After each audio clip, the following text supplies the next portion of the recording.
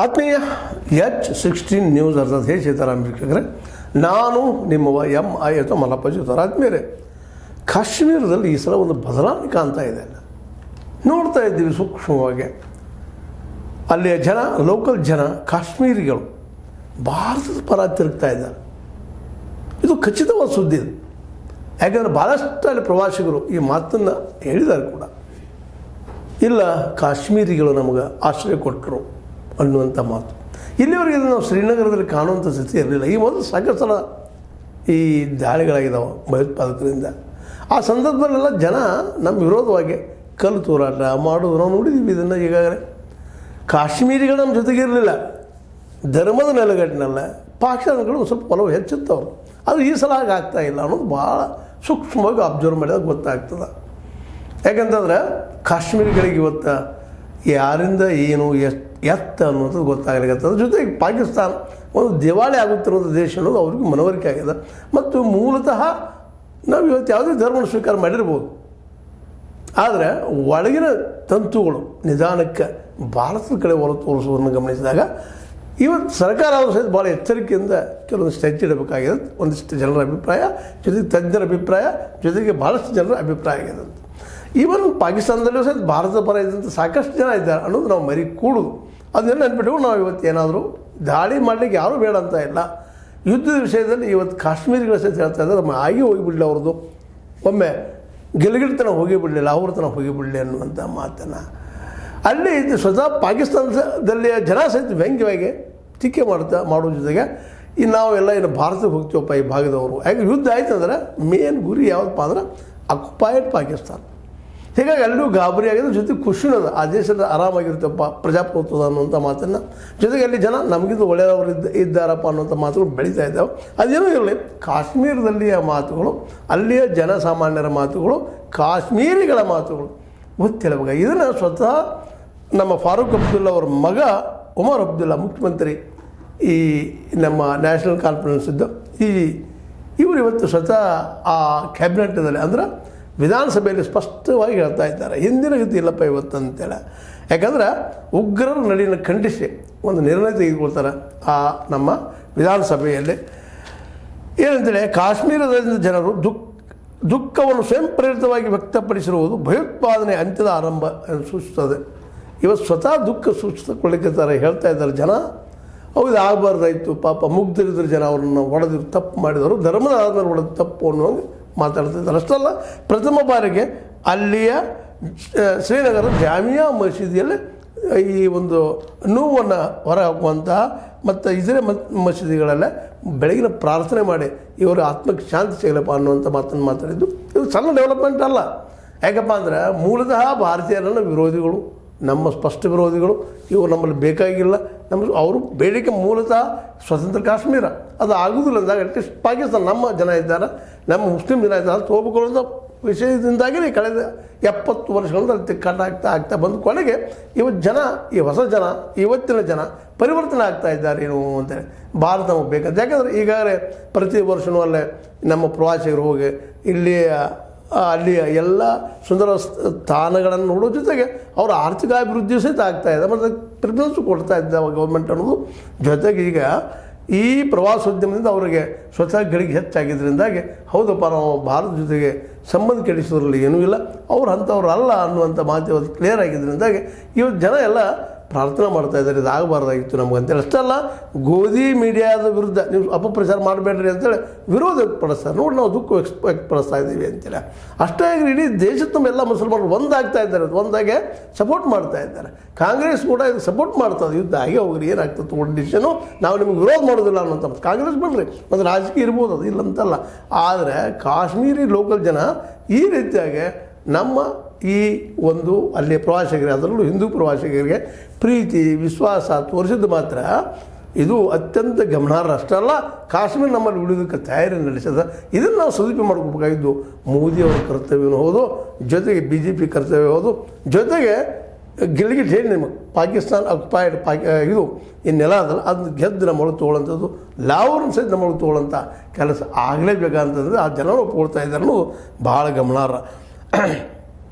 2 ದಶಕಗಳಲ್ಲಿ ಇದೇ ಮೊದಲ ಬಾರಿಗೆ ಕಾಶ್ಮೀರದ ಸಾಮಾನ್ಯ ಜನರು ರಾಜಕೀಯ ಪಕ್ಷಗಳ ಮನವಿ ಅಥವಾ ಸರ್ಕಾರದ ಸೂಚನೆ ಇಲ್ಲದೆಯೇ ಹಿಂಸೆಯ ವಿರುದ್ಧ ಬೀದಿಗಿಳಿದು ಪ್ರತಿಭಟಿಸಿದ್ದಾರೆ. ಫಸ್ಟ್ ಟೈಮ್ ನನ್ನ ಜೀವನದಲ್ಲಿ ಅಂತ ಹೇಳ್ತಾರೆ ನಮ್ಮ ಒಮರ್ ಅಬ್ದುಲ್ಲಾ ಅವರು. ಇದು ಫಸ್ಟ್ ಟೈಮ್ ನಮ್ಮ ಜೀವನದಲ್ಲಿ ನಾನು ನೋಡ್ತಾ ಇರೋದು. ಆವಾಗಿನ ಜನ ಹೊರಗೆ ಬರ್ತಾ ಇದ್ದಾರೆ. ಮೊಂಬತ್ತಿ ಹಿಡಿದು ಬೆಳಗಿಸಿ ಮೌನ ಮೆರವಣಿಗೆ ಆಚರಿಸುವ ಮೂಲಕ ಉಗ್ರರಿಗೆ ಸ್ಪಷ್ಟ ಸಂದೇಶ ಕಳಿಸಿದ್ದಾರೆ. ನಾವು ನಿಮ್ಮವರಲ್ಲಪ್ಪ, ನಾವು ಭಾರತೀಯರು, ಶಾಂತಿ ಪ್ರಿಯರು ಅಂತ ಮಾತನ್ನು ಇದೆಲ್ಲ ಗಮನಿಸಿ ನಾವು ಎದ್ದಿಡಬೇಕಾಗಿದೆ. ಯಾಕಂದ್ರೆ ಕಾಶ್ಮೀರಿಗಳ ಎದ್ದಿಡೋದು ಭಾಳ ಮಹತ್ವದ. ಯಾಕಂದ್ರೆ ಅವ್ರ ಸಪೋರ್ಟ್ದಿಂದಾಗಿ ಅವ್ರ ಒಳಗೆ ಬರ್ತಾಯಿದ್ರು. ಈಗ ಸಹಿತ ಅವ್ರು ಸಪೋರ್ಟ್ ಮಾಡುವಂಥವ್ರು ಹಿಡಿದು ಹಾಕ್ತಾ ಇದ್ದಾರೆ. ಉಗ್ರ ಒಂದು ಸೈನ್ಯದಿಂದ ಬಿಟ್ಟುಕೊಟ್ಟು ಅದು ಬಿಟ್ಟು ಬಿಡುಗಿದ್ರು ಅಲ್ಲಿ ಜನನ ಅವ್ರಿಗೆ ಆಶ್ರಯ ಕೊಡದೇ ಇದ್ದರೆ, ಆ ಜನನ ಅವ್ರನ್ನ ದೂರ ಮಾಡಿದರೆ ಅಲ್ಲಿಯ ಭಯೋತ್ಪಾದನೆ 90% ಕಡಿಮೆ ಆಗ್ತದೆ. ಅಷ್ಟಲ್ಲ, ಅದು 100% ಆಗ್ಬೋದು. ಜಸ್ಟ್ 5% ಸೈನ್ಯ ಮೂಲಕ ಮಾಡುವಂಥ ಸಾಧ್ಯತೆಗಳು ಹೆಚ್ಚಾಗ್ತಾ ಇದ್ದಾವಂತ.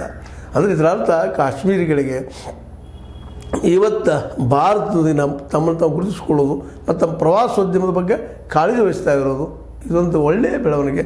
ಇದನ್ನು ನಾವೆಂದೂ ಮರಲಿಕ್ಕೆ ಆಗಲಾರದಂಥ ಮಾತಂತ ಹೇಳುವಂಥದ್ದಾಗಿದೆ. ಯಾಕಂದ್ರೆ ಇಲ್ಲೇ ವಿಶೇಷವಾಗಿ ಕಾಶ್ಮೀರದಲ್ಲ ಜನ ಮೊದಲು ಹೀಗಾಗ್ತಾ ಇರಲಿಲ್ಲ. ಹಿಂದೂಗಳನ್ನ ಕಂಡ್ರೆ, ಭಾರತೀಯನ ಕಂಡ್ರೆ ಒಂದು ವಿಚಿತ್ರವಾದ ಇದು ಬೇರೆ ದೇಶದವ್ರಪ್ಪ ನಮ್ಮಲ್ಲಿ ಬರೋದು ಬೇಕಾಗಿಲ್ಲ ಅನ್ನೋಂಥ ವರ್ತನೆಗಳನ್ನ ಅವ್ರು ತೋರಿಸ್ತಾ ಇದ್ರು. ಬಟ್ ಈ ಸಲ ಆಗಿಲ್ಲ. ಈವನ್ ಅಲ್ಲಿ ಹೇಳಿದ್ನಲ್ಲಿ ಈಗ ಆಲ್ರೆಡಿ ಅಲ್ಲೇ ಜಾಮಾ ಮಸೀದಿ ಶ್ರೀನಗರದ್ದು ಇನ್ನುಳಿದ ಮಸೀದಿಗಳಲ್ಲೂ ಸಹಿತ ಪ್ರಾರ್ಥನೆ ಮಾಡ್ತಾ ಇದ್ದಾರೆ. ಆ ಒಂದು ಕಗ್ಗಲುಗೀಡಾದಂಥ ಜನರ ಬಗ್ಗೆ ದುಃಖನ ವ್ಯಕ್ತಪಡಿಸ್ತಾ ಇದ್ದಾರೆ. ಇದು ಆಗಬಾರ್ದು, ನೀವು ಬನ್ನಿರಿ, ನಾವು ನಿಮ್ಗೆ ಸ್ವಾಗತ ಮಾಡ್ತೀವಿ ಅಂತೇಳಿ ಕರಿತಾ ಇದ್ದಾರೆ. ಕಾಶ್ಮೀರದ ನಿಜವಾದ ಚೈತನ್ಯ ಇದೇ ಆಗಿದೆ. ಬಂದು ಅತಿಥಿಗಳನ್ನು ಸ್ವೀಕಾರ ಮಾಡೋದು, ಪ್ರೀತಿ ವಿಶ್ವಾಸ ತೋರಿಸೋದು, ತಮ್ಮವ್ರ ಬಂದು ತೋರಿಸ್ಕೊಳ್ಳೋದು, ಇದು ಪರೋಪಕಾರ ಅದ ಒಂದು ವಾತಾವರಣ ನಡೀತು. ಈಗ ಮತ್ತೊಮ್ಮೆ ಮಳೆ ಬಂದಂತೇಳಿ ಗದ್ಗದಿತರಾಗಿ ನಮ್ಮ ಒಮರ್ ಅಬ್ದುಲ್ಲಾ ಅವರು ವಿಧಾನಸಭೆಯಲ್ಲಿ ಹೇಳ್ತಾ ಇದ್ದಾರೆ. ನಾ ಏನಂತೆ ಬಿಡಲಪ್ಪ, ಆ ಪಾಪ ಈ ದಾಳಿಯಲ್ಲಿ ಮೃತಪಟ್ಟವರ ಕುಟುಂಬಗಳ ಕ್ಷಮೆ ಯಾಚಿಸುವುದು ಹೇಗೆ ಎಂಬುದೇ ತಿಳಿಯುತ್ತಿಲ್ಲ. ಯಾಕಂದ್ರೆ ನಮ್ಮ ವಿಶ್ವಾಸದಲ್ಲಿ ಬಂದಿದ್ದರು ಅವರು. ವಿಶ್ವಾಸ ಬಂದ ನೋಡ್ತಾ ಇದ್ರು, ಕಾಶ್ಮೀರನ ಪ್ರೀತಿ ತೋರಿಸ್ತಾ ಇದ್ರು. ಅಂಥಲ್ಲಿ ಘಟನೆ ಆಯಿತು. ನಾವು ಏನಂತ ಮುಖ ಮಾಡಿ ತೋರಿಸಲಿ, ಏನಂತ ಕೇಳಿ. ಇವತ್ತು ನನ್ನ ಪರಿಸ್ಥಿತಿ ಏನಾಗ್ಯದಪ್ಪ ಅಂದ್ರೆ ಒಂದು ರಾಜ್ಯದ ಸ್ಥಾನಮಾನ ಕೊಡ್ರಿ ಅಂತ ಕೇಳೋ ಸ್ಥಿತಿಗಳು ನಾವಿಲ್ಲ. ನಿಯಮ ಕೇಂದ್ರದವ್ರು ಹ್ಯಾಂಡಲ್ ಮಾಡ್ಕೊಡಪ್ಪ ಅನ್ನೋ ಪರಿಸ್ಥಿತಿ ಬಂದಂತೇಳಿ ಅತ್ಯಂತ ನೋವಿನಿಂದ ಹೇಳ್ಕೊಂಡಿದ್ದಾರೆ.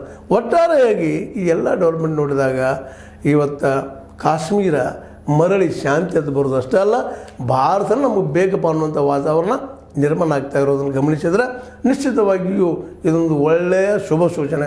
ಈ ದಿಶೆಯಲ್ಲಿ ಇದನ್ನು ಸಹಿತ ಕೌಂಟ್ ಮಾಡಬೇಕಾಗಿದೆ.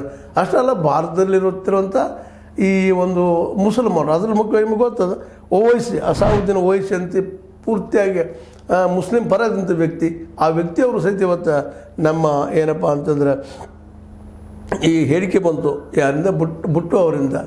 ಆ ಬುಟ್ಟವ್ರ ಹೇಳಿಕೆಗೆ ನಿನ್ನ ಅಜ್ಜ ತಾಯಿ ಕೊಂದವರು ಯಾರೆಂದು ಗೊತ್ತಿಲ್ಲವೇ ಅಂತ ಪ್ರಶ್ನೆ ಮಾಡೋದಷ್ಟೇ ಅಲ್ಲ, ತಾನೇನು ಮಾಡುತ್ತಿರುವೆ ಎನ್ನುವುದು ಗೊತ್ತಿದೆಯೇ. ಇಂಥ ಬಾಲಿಶ ಹೇಳಿಕೆಗಳನ್ನು ನೀಡುವ ಮೊದಲು ತನ್ನ ತಾಯಿ ಮಾಜಿ ಪ್ರಧಾನಿ ಬೆಂಜರ್ ಭುಟ್ಟೋ ಮತ್ತು ತನ್ನ ಅಜ್ಜ ಜುಲ್ಫಿಕರ್ ಅಲಿ ಭುಟ್ಟೋ ಅವರನ್ನು ಕೊಂದವರು ಭಯೋತ್ಪಾದಕರು ಎನ್ನುವುದನ್ನು ಮರೆಯಬೇಡ ಎಂದು ತಿರುಗೇಟು ನೀಡಿದ್ದಾರೆ ಅವರಿಗೆ. ಈ ಒಂದು ಏನಪ್ಪ ಅಂದರೆ ಹೇಳಿಕೆ ಕೊಟ್ಟಿದ್ದು ಭುಟ್ಟೋ ಹೇಳಿಕೆ ಕೊಟ್ಟಿದ್ದ ಬೆಂಜರ್ ಭುಟ್ಟೋನ ಮಗ. ಅದಕ್ಕೆ ಅವರು ಸ್ಪಷ್ಟವಾಗಿ ಹೇಳ್ತಿದ್ದಾರೆ, ಇಡೀ ದೇಶದ ಮುಸಲ್ಮಾನರು ಸಹಿತ ಈ ಸಲ ಯುದ್ಧಕ್ಕೆ ತಯಾರಿಯಾಗಿದ್ದಾರೆ. ಯಾಕಂದರೆ ತಮ್ಮ ಒಂದು ಏನೋ ಎಷ್ಟೋ ನಾವು ಹೇಳಿದರು ಒಂದು ಸಂಬಂಧಗಳು ಇರ್ತಾವೆ, ಅದನ್ನು ಮೀರಿ ಬೇಡಪ್ಪ ಇವರು ಸಹವಾಸ, ಇವರು ಮೂರ್ಖರಷ್ಟೇ ಅಲ್ಲ, ಇವ್ರ ಜೊತೆಗೆ ನಾವು ಮೂರ್ಖರಾಗಿ ಹೋಗ್ತೀವಿ, ನಮ್ಮ ಬದುಕು ನಾಶ ಆಗ್ತದೆ, ಅನಗತ್ಯ ಒಂದು ಏನಪ್ಪ ಅಂದ್ರೆ ವೈರತ್ವ ಬೆಳೀತಾ ಹೋಗ್ತದೆ ಅನ್ನೋ ದಿಶೆಯಲ್ಲೇ ನಮ್ಮ ಅಸಾವುದ್ದೀನ್ ಓವೈಸಿ ಭಾರತದಲ್ಲೇ ಆಯಿತು. ಫಾರೂಕ್ ಅಬ್ದುಲ್ಲಾ ಅವರು ಸಹಿತ ಅವರು ಇಲ್ಲ, ನಾ ಈ ಸಲ ಏನಪ್ಪ ಅಂದ್ರೆ ಈ ಯುದ್ಧ ಆಗೇ ಹೋಗಲಿ ಅಂತ ಹೇಳ್ತಾ ಇದ್ದೀನಿ. ಇಲ್ಲಿವರೆಗಿನ ಮಾತುಕತೆ ಮೂಲಕ ಬಗೆಹರಿಸ್ಬೋದು ಅಂತ ನಾವು ಮಾತಾಡ್ತಾ ಇದ್ವಿ. ಅದು ಮಾತುಕತೆ ಮೂಲಕ ಬಗೆಹರಿಯುವಂಥ ವಿಷಯ ಅಲ್ಲ, ಅದು ಯುದ್ಧನ ಫೈನಲ್ ಅನ್ನುವಂಥ ಮಾತನ್ನು ಫಾರೂಕ್ ಅಬ್ದುಲ್ಲಾ ಸಹಿತ ಹೇಳಿದ್ದಾರೆ. ಫಾರೂಕ್ ಅಬ್ದುಲ್ಲಾ, ಒಮರ್ ಅಬ್ದುಲ್ಲಾ, ಶೇಖ್ ಅಬ್ದುಲ್ಲಾರ ಮಗ ಮೊಮ್ಮಗ. ಇವತ್ತು ಅವರು ಪೂರ್ತಿಯಾಗಿ ಭಾರತದ ಜೊತೆಗೆ ಒಂದಾಗಿ, ಮತ್ತು ಅದಕ್ಕಿಂತ ಹೆಚ್ಚು ಕಾಶ್ಮೀರಿಗಳು ಫಸ್ಟ್ ಟೈಮ್ ಇದು ಡೆವಲಪ್ ಆಗಿದ್ದನ್ನು ನೋಡಿದಾಗ ಈ ಸಲ ನಿಶ್ಚಿತವಾಗಿ ಪಾಕ್ ಈ ನಮ್ಮ ಭಾರತದ ಶ್ರೀನಗರ ಅಥವಾ ಸುತ್ತಮುತ್ತಲ ಪ್ರದೇಶ ಬಿಟ್ಟು ನಿಶ್ಚಿತವಾಗಿ ಹೊರ ಹೋಗೋ ದಿನಗಳು ಬರ್ತಾ ಇದ್ದಾವನು ಅನ್ನಿಸ್ತಾ ಇದೆ. ಈಗ ಎಲ್ಲರಿಗೂ ಯುದ್ಧ ಬೇಕಾಗಿದೆ. ಲಾಹೋರ್ ಮತ್ತು ಗಿಲ್ಗಿಟ್ವರೆಗೆ ಗೆದ್ದ ಬಿಡಬೇಕು ಅನ್ನುವಂಥದ್ದು, ಅದು ನಮ್ಮದಪ್ಪ ಅನ್ನುವಂಥದ್ದು, ಎಲ್ಲ ಕಾಶ್ಮೀರ ಒಂದಾಗಿರ್ಬೇಕಪ್ಪ ನಾವು ಅನ್ನುವಂಥದ್ದು. ಯಾಕಂದ್ರೆ ಎರಡೂ ಭಾಗದಲ್ಲಿ ಕಾಶ್ಮೀರಿಗಳಿದ್ದಾರೆ.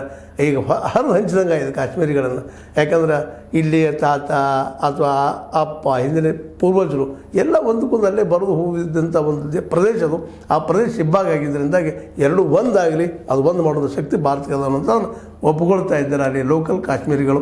ಇದು ಒಂದು ದೊಡ್ಡ ಜಯ ಈ ಸಲ ಅಂತ ಹೇಳ್ತಾ, ಅದರಲ್ಲೂ ಈ ಭಯೋತ್ಪಾದನೆ ನಡೆದ ಘಟನೆಯನ್ನು ತೀವ್ರವಾಗಿ ಖಂಡಿಸುವುದನ್ನು ನೋಡಿದರೆ ನಿಶ್ಚಿತವಾಗಿಯೂ ಕಾಶ್ಮೀರ ಸಮೀಪದಲ್ಲೇ ಪೂರ್ತಿಯಾಗಿ ನಮ್ಮಲ್ಲಿ ಕೂಡ್ತದೆ ಅನ್ನುವಂಥ ಒಂದು ಭರವಸೆ ಮೂಡ್ತಾ ಇದೆ. ಯಾಕಂದರೆ ಲೋಕಲ್ ಜನರ ಮನಸ್ಸು ಭಾಳ ಮಹತ್ವದ, ಅದು ಇವತ್ತು ಕಾಶ್ಮೀರದಲ್ಲಿ ಮೂಡ್ತಾ ಇದೆ ಅಂತ ಹೇಳ್ತಾ, ಇದು ನಿಮಗೆ ಲೈಕ್ ಆಗಿರ್ಬೋದು.